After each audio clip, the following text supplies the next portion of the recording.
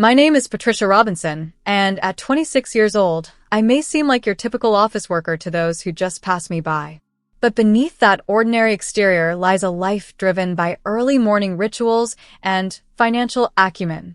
At the crack of dawn, I rise at 6 a.m. to tend to the responsibilities that frame my day, caring for my grandmother and my cherished dog, Jerry. Before the sun even thinks of rising, I'm already online, scanning the global stock markets, a habit ingrained in me since I was 17 years old. This daily ritual started with my mother, a gifted market analyst in her own right. She believed that behind every statistic on the screen was a human story. I vividly recall a moment from my 5th birthday, long after the celebrations had died down. My mother, under the veil of night, led me into her study and introduced me to the world of financial newspapers. With eyes wide, I watched as she explained the significance of the numbers dancing across the pages. Despite her prowess in economics, a field where she shone brightly during her college days, she relegated her dreams to the shadows upon marrying my father, who held firm beliefs about traditional gender roles. By day, my mother played the part of a compliant wife, but by night, she was a fervent student of market trends and financial news. I was her sole confidant in these nocturnal pursuits. As other girls my age engaged with dolls and games, I sat by my mother's side, poring over stock listings and market forecasts. "This company is one to watch," she would murmur, her finger tracing the trajectory of a promising firm. Meanwhile, life under my father's roof was stifling. His conservative views dictated that my older brother Scott, merely by his gender, deserved priority and privilege. My mother often shielded me from the brunt of their traditionalist expectations, advocating for my freedom to explore my interests. At 11, she entrusted me with my first investment, $250 to invest in a company of my choosing. At that time, video game consoles were the rage among my peers, so together we analyzed the financial health of a leading company. A year later, our choice paid off, doubling the investment. Throughout middle school, my mornings were dedicated to checking stock prices, and weekends were spent in the library with my mother, studying economic texts and graphs. "This upward trend," she would explain, "represents the hopes and dreams of people involved." Despite my father's protests that girls need not bother with such things, my mother was a quiet rebel, always encouraging me to follow my passion and make my path. Tragically, when I was 16, cancer claimed my mother's life swiftly and painfully. The loss of my mentor and confidant was a profound blow. Even at her funeral, as my father and Scott outwardly mourned, I grappled with the silence her absence left behind. Despite these challenges, I have continued to honor my mother's legacy each day. Before dawn breaks, I connect with the world of numbers she loved so much, determined to carve out a life that respects her memory and upholds the belief that behind every number, there's a vibrant human story waiting to be told. Patricia's life took a sharp turn after her mother's passing.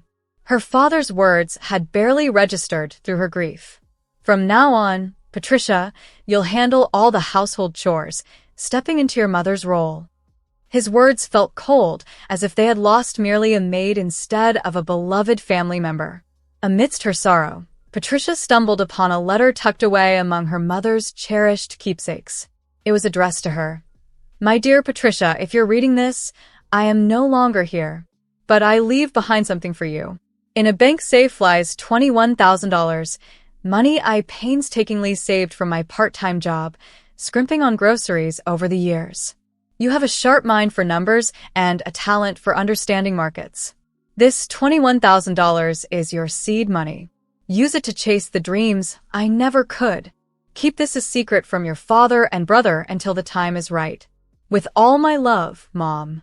Fueled by her mother's faith in her, Patricia resolved to honor her legacy.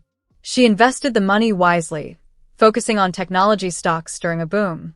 Outside school, she devoured investment books and pored over her mother's old economics textbooks. All her trading was done secretly on her grandmother's computer, careful to keep her activities hidden from her father and brother. "You're late again. Get dinner ready," her father would complain. "Sorry, I was studying at the library," she'd reply. masking her true activities. 8 months later, her maternal grandmother moved in, concerned about their dwindling household stability. Her arrival was a boon.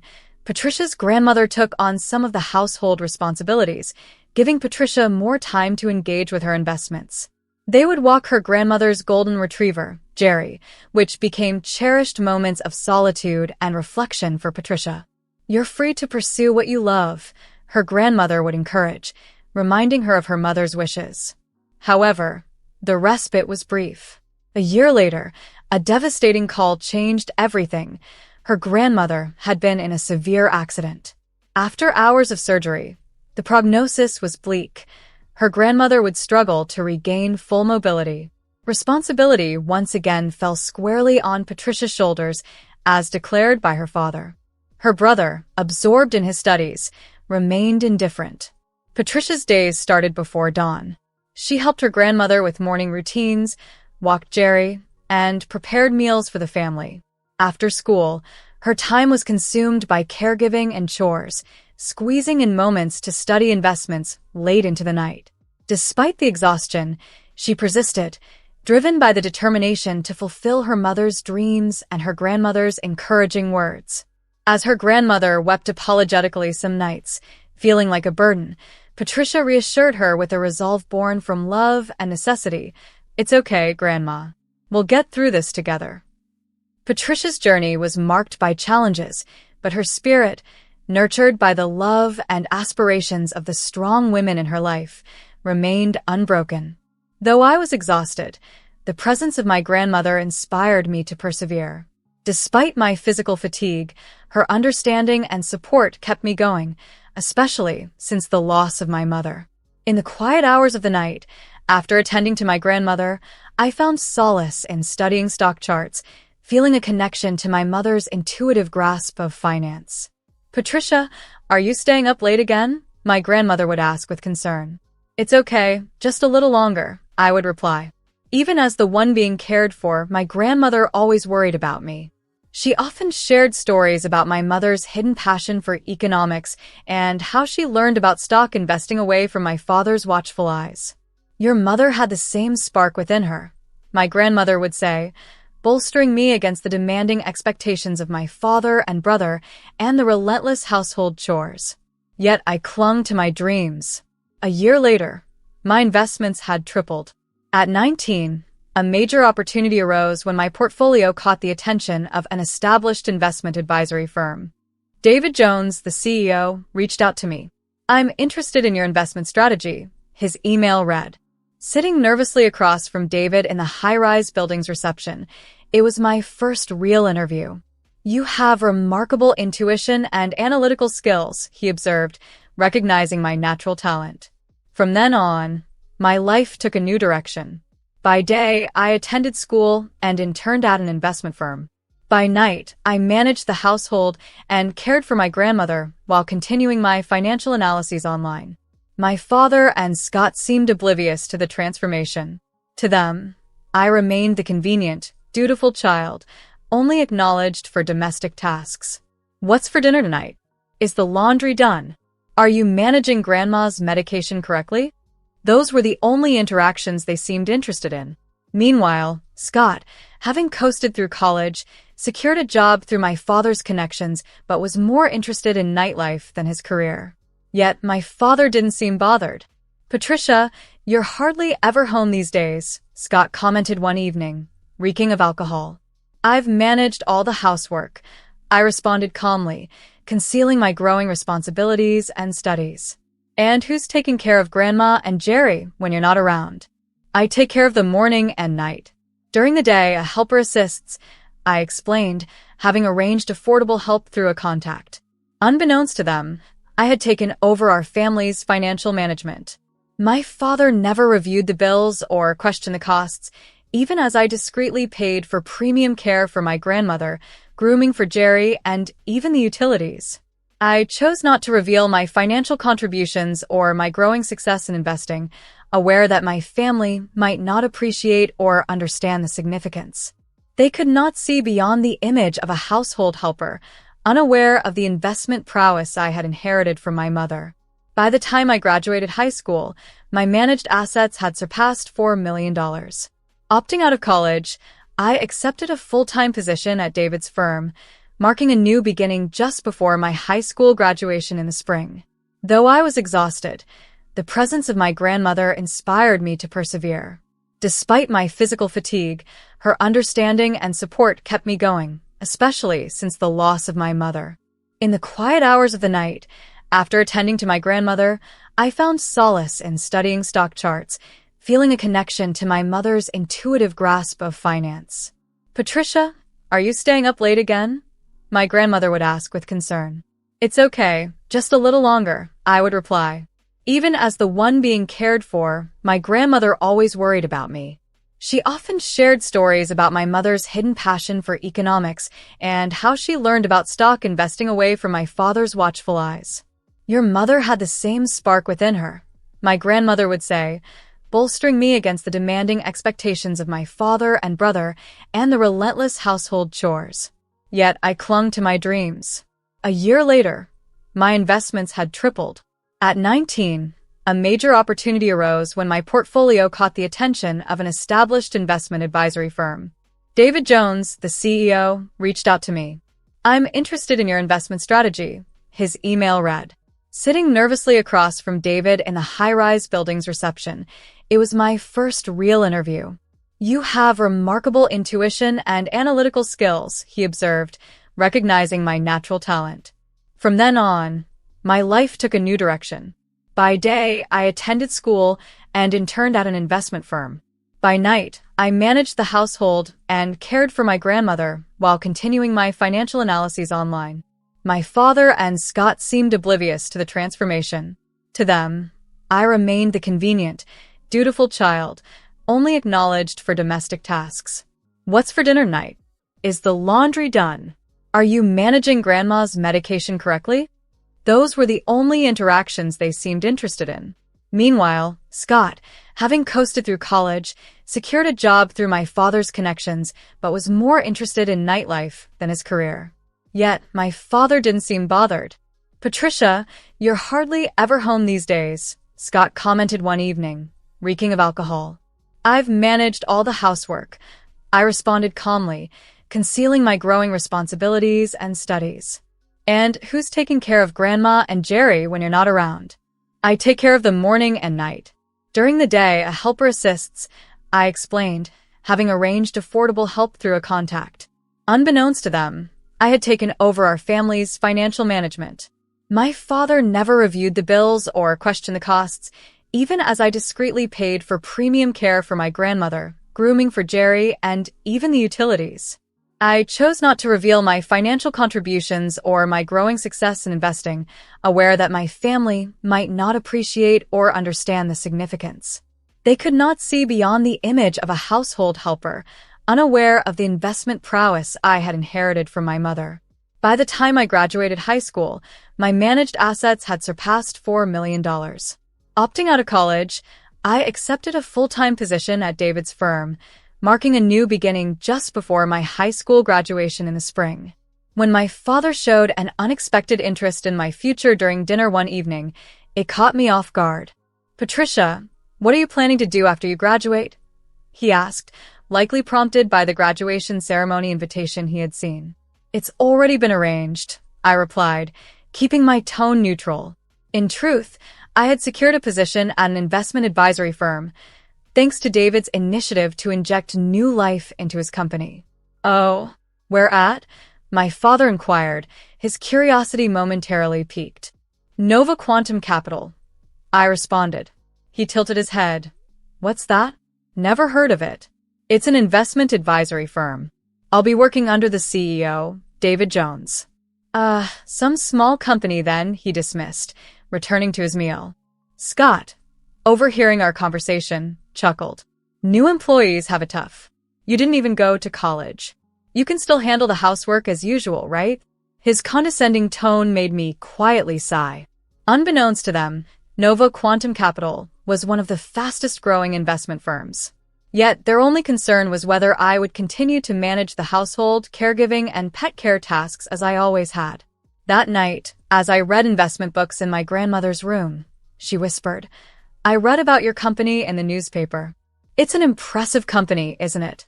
Tears welled up in my eyes. Among my family, only my grandmother truly recognized and supported who I was. By that time, I had already begun laying the groundwork for my venture, a new investment platform utilizing AI technology to democratize access to investment opportunities. This was my way of realizing my mother's vision with the latest technology, feeling deeply that it was my mission. Patricia, you have talent. I hope you continue to energize this industry. David had always encouraged me. His support was instrumental as I developed an AI-powered investment analysis system and introduced new financial products using blockchain technology at his company. Each project I launched was a success, and industry papers began calling me the youngest investment prodigy. On my 22nd birthday, I founded Horizon Investment Technologies, a name chosen to symbolize a forward-looking vision. David warmly supported my independence, saying, "You'll surely carve out a new era." The funding for the venture came from my previous investment profits. My departure from Nova Quantum Capital to start my own company made headlines in the financial industry.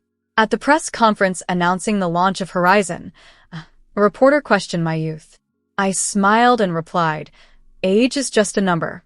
What matters is how much you can contribute to society, and I plan to demonstrate that through numbers." This response was featured on several economic TV shows. Despite this, my family remained in the dark about my achievements. My father and brother, uninterested in economic news, still thought I worked as an ordinary employee in a nondescript company. "Patricia, what's for dinner tonight?" was the usual conversation at home, while only my grandmother watched over me, recognizing the light in me that was akin to my mother's. A year after establishing my company, my AI investment system revolutionized the market, lowering barriers for individual investors and setting new standards for socially responsible investing, praised by economic magazines. As my company rapidly expanded, we surpassed 200 employees and our managed assets broke through $4 million. One morning, Scott burst into the house, excited, but the usual domestic expectations continued to dominate their view of my role in the family, oblivious to the strides I was making in the financial world. Scott gathered us all in the living room with an air of importance. "I have a big announcement," he declared, capturing everyone's attention. "I'm engaged to Nancy," he revealed, his voice filled with pride. Nancy was the woman he had been dating for the last 8 months, a relationship sparked at a mixer where her credentials, working for a major pharmaceutical company and having a doctor for a father, had left a strong impression on him. Feeling the need to impress Nancy, Scott had started weaving a web of lies. "Actually, I'm an executive at a big company," he had claimed initially. As their relationship developed, so did the scale of his fabrications. "Our company's sales this quarter are the highest ever. Next month, I'm off to New Zealand to set up a new branch. I manage over 200 people, so my schedule is just packed," he boasted. In reality, he was merely a low-ranking salesperson at a small company, not particularly committed to his job. Yet, in Nancy's presence, he transformed into a high-flying executive, indulging her with visits to upscale restaurants and lavish gifts, all funded by consumer loans. "Scott is really amazing," Nancy had remarked, completely taken in by his charade. "Actually, I've just been promoted to vice president," Scott continued to pile on the falsehoods. "I'm thinking of buying an apartment. My family has been in business for generations."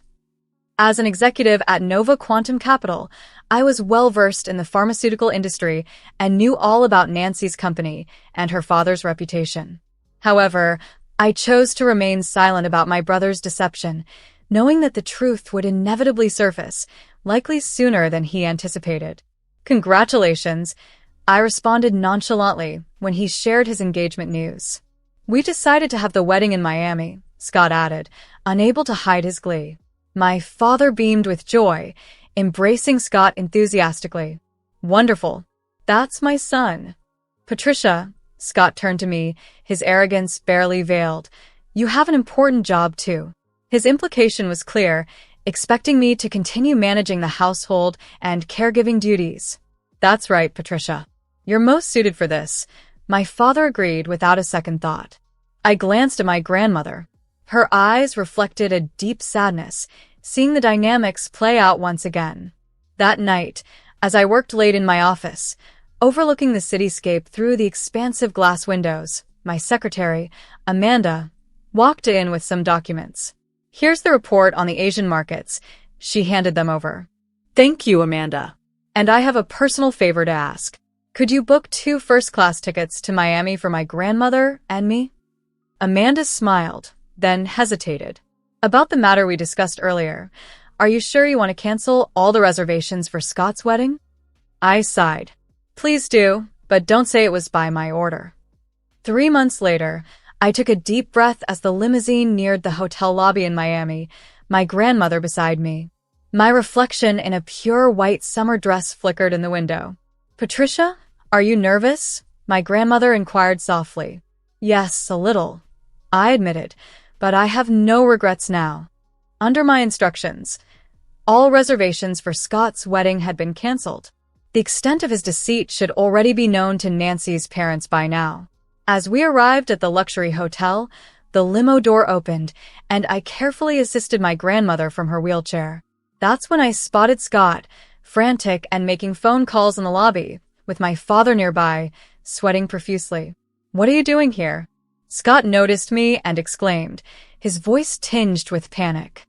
I slowly removed my sunglasses and faced them. "Dad, brother, I arranged all the cancellations," I said, my voice calm but firm. "Patricia," my father looked at me, stunned. "Shall I explain?" Remaining composed, I introduced myself to the chaos of the lobby. "I am Patricia Robinson, founder of Horizon Investment Technologies and also a shareholder of this hotel." The revelation caused visible shock on the faces of my father and Scott. They saw me not as the quiet girl who tended to household chores, but as Patricia, the accomplished entrepreneur whose achievements were recognized and lauded publicly. "Wait!" Scott exclaimed in desperation, his voice cracking. "What about Nancy's parents? My reputation?" "Don't worry," I interjected smoothly, cutting off his protests. "I've already spoken to Nancy's parents. I informed them about the lies you told regarding your supposed executive role and vast wealth. It's only right to be honest, isn't it?" Beside me, my grandmother squeezed my hand, her touch a bastion of support and warmth.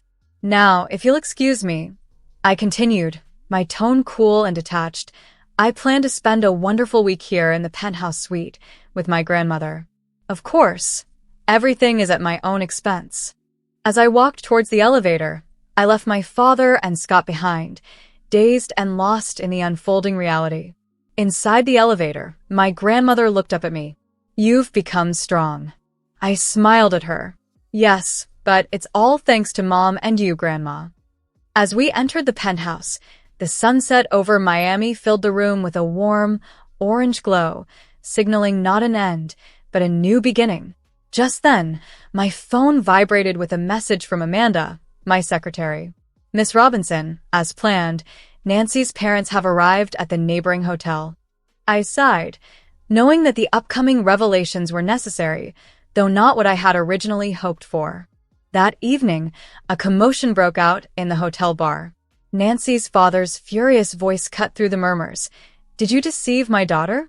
Scott, looking pale and frozen, was unable to respond, while my father stood rigidly by his side.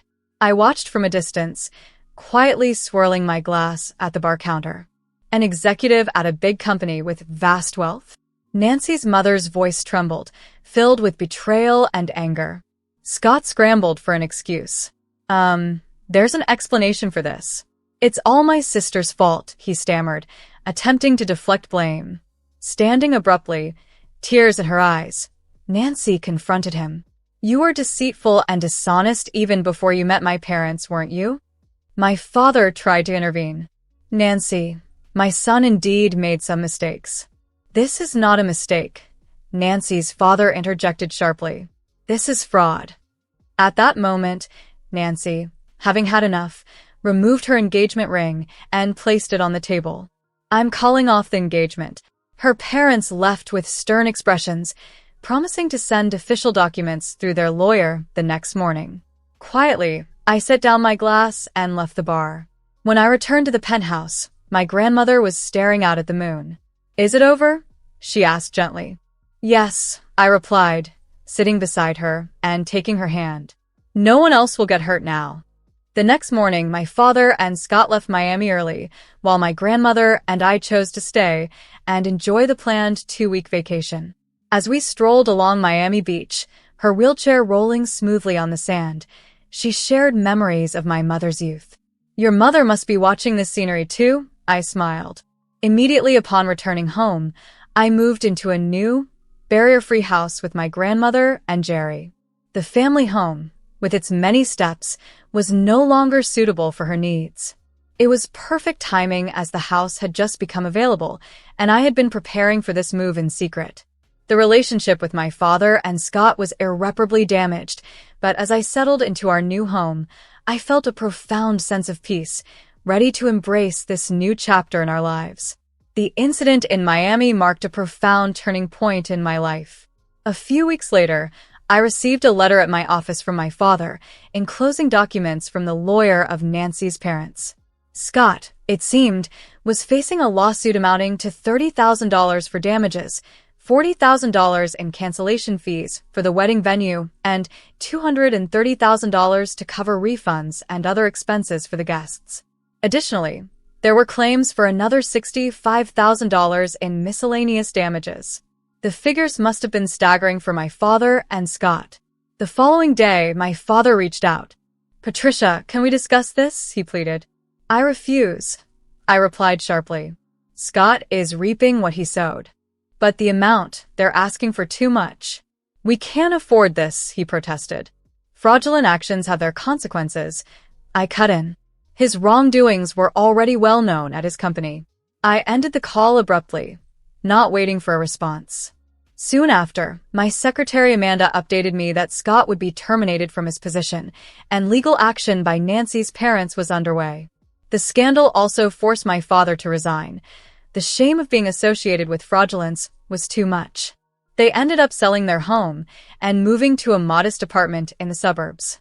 Scott struggled to find employment and resorted to working part-time at a night bar. His history of poor financial management compounded his difficulties in maintaining even a basic standard of living. My father, too, found it nearly impossible to secure work again due to his age and depleted savings. From time to time, I heard updates about their struggles. "I saw your father at the supermarket's discount hour," someone would mention, or "Your brother works late nights at his bar job," others would comment. I listened without emotion. This was the consequence of their actions. Even my grandmother expressed concern occasionally. "I wonder if those boys are all right," she would say, worry creasing her brow. "Grandma," I reassured her, holding her hand, "there are consequences to one's choices." Scott and my father were destined to face hardships for many years, a just response to their previous arrogance. I turned my focus back to the documents for a new project on my desk. There was no more need to dwell on their fate. It was time to move on, guided by a lesson my mother had instilled in me. Behind every number is a person's story. "Exactly, Mom," I mused silently. Sometimes, numbers are the most formidable avengers.